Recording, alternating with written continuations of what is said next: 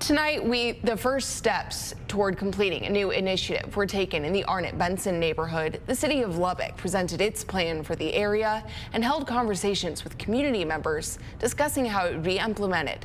KCBD News Channel 11's Jaden Santos was at the meeting. He joins us in studio now with a breakdown of what was discussed. Jaden.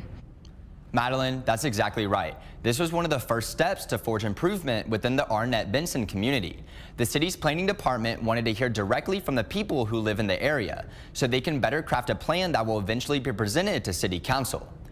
The city presented some of its ideas and how those have worked in other neighborhoods. But tonight was mainly about noting concerns within Arnett Benson and beginning to find ways to address them.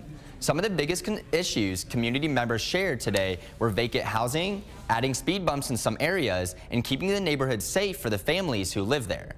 Lubbock's neighborhood planner hopes meetings like these will help keep the planning department build trust with the North Lubbock community.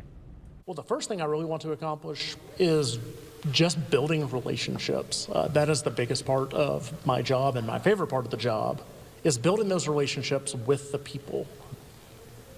But then it's actually working with them to figure out what to be done. And that's really the goal of the whole thing, is what can be done and how are we going to get there.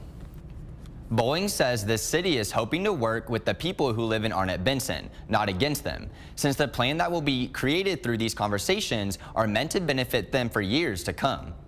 I would not feel comfortable as someone who does not reside in the neighborhood to make decisions on behalf of the neighborhood.